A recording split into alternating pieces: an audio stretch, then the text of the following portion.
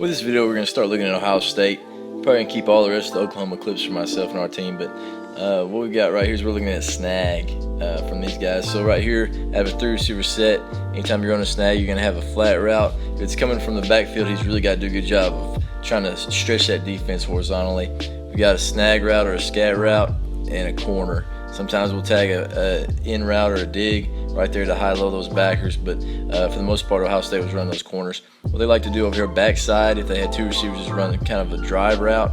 But right here, if we were doing it, we'd have our back over there, we'd scat him, and we'd run a wheel right there. He could sit it down if that outside backer goes way over the top. And what we teach our quarterback is we'd say, hey, that's a 2 safety side because we have that corner over there. This would be a 1 safety side over here with the scat and wheel by the running back, just a 1-2 read.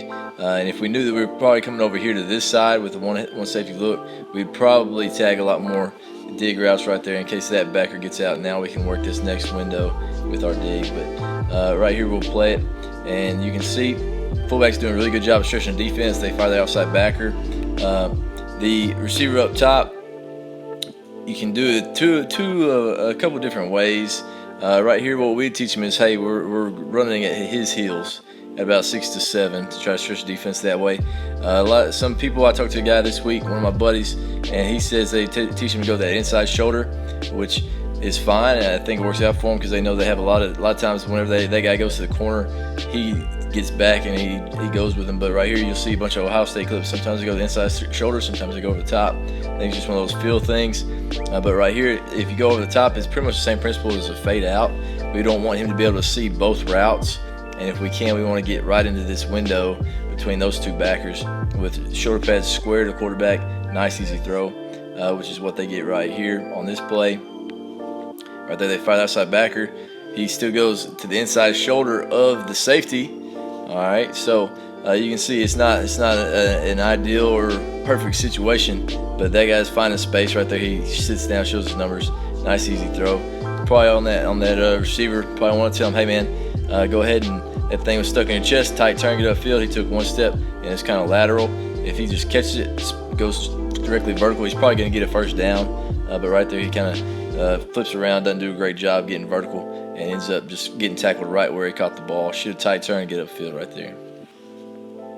Here's another example. Same game, same formation, and you can see it right here. We'll be working his heels, but we'll play it. We'll see what takes place.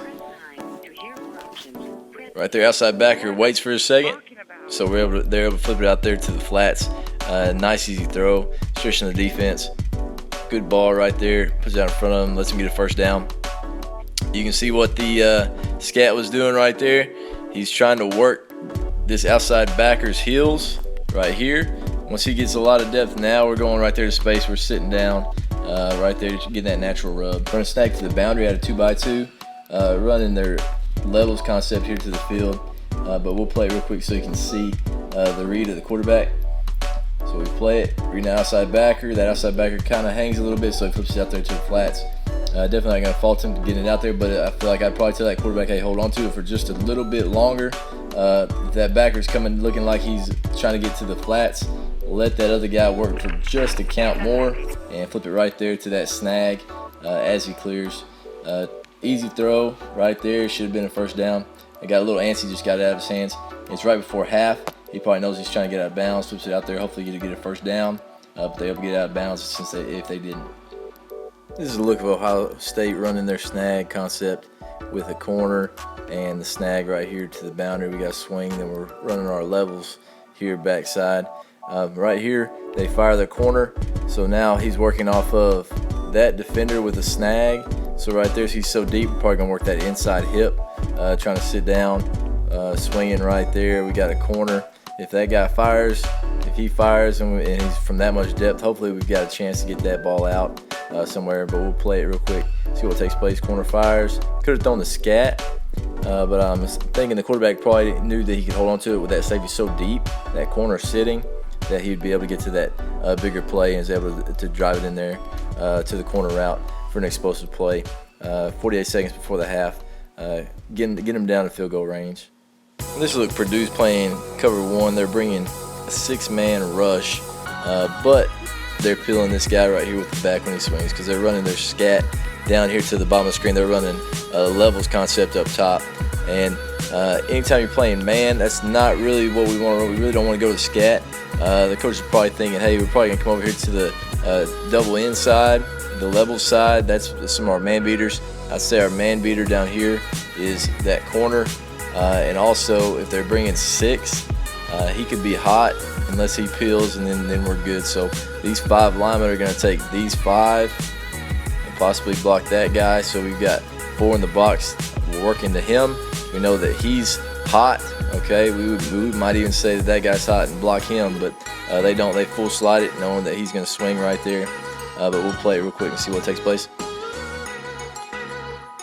All right, so he swings with the back. We got levels backside, probably where we should have gone with it.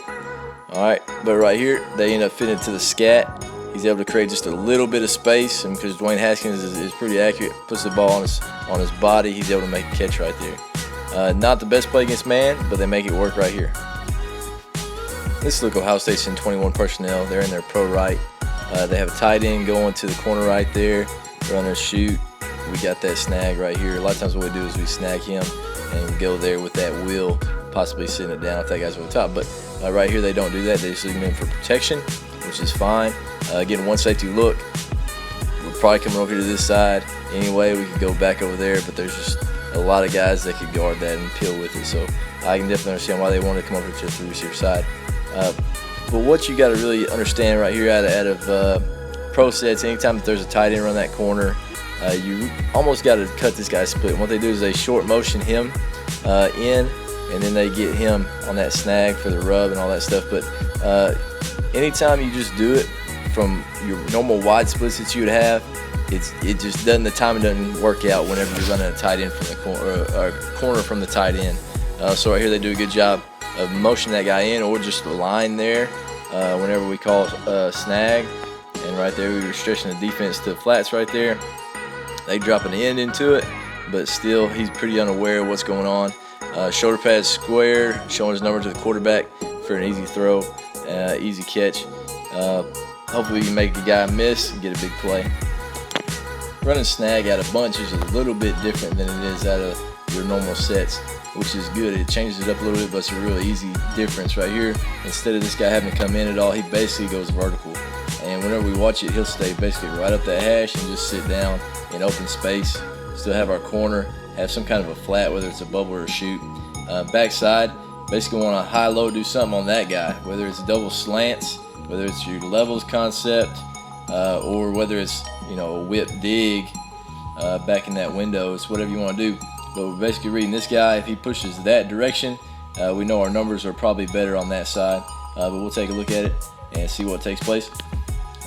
See, the quarterback takes a snap. He's basically looking at this backer. Okay, he could have hit this snag. And I remember one of my old coaches, he kind of ingrained it in us. If there's a snag open, don't miss it.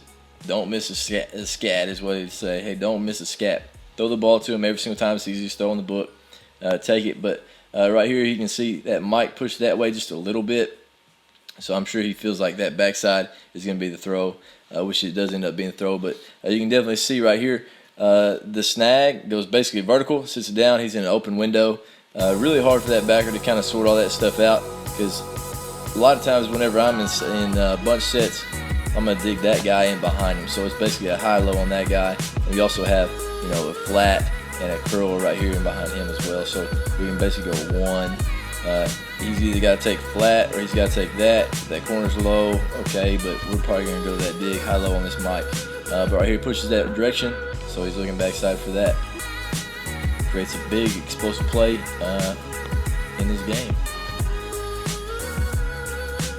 This is another way that we like to run our snag, is sprint out to it. We basically get a little bit of a rub right there. We got a scat snag right there, and we got a corner sprinting out so we can create good angles. Really good rub right here. They do a good job pressing it up, kind of timing it up, and then he's running at that guy's face mask. Whenever you're feeling like it's going to be a rub, run at that guy's face mask, make him go over the top right there. Easy throw and catch. One of the easier throws and catches you can get, and the guys in space, making those guys run, hopefully getting those guys tired. But right there, you can see, sprint out, everybody's zoning it right there, going 1 to 2 probably on that shoot to that snag. Snag probably working back out, and then you also got a corner late, just a longer developing route, so you have a little bit longer before you can get to it. But good play right there. Snag is a really versatile concept. You can hit a lot of different things, especially against any kind of zone coverage. We ran out of quads. We've seen it today out of 20 personnel, seen it out of 21 personnel sprint out. They actually ran out of quads once this year. Didn't really look very good, but man, a really versatile concept. Can run out of a lot of different things, and I think it's one of those that is really good concept if you have a quarterback that you feel can't push the ball really down the field, and you're seeing a lot of zone coverage. But anyway, this is probably going to be the last video before we get to spring break next week, but just let us know if there's something that we need to look at or something that you guys are wondering about, and we can get it on here. But anyway, we'll see you guys next time.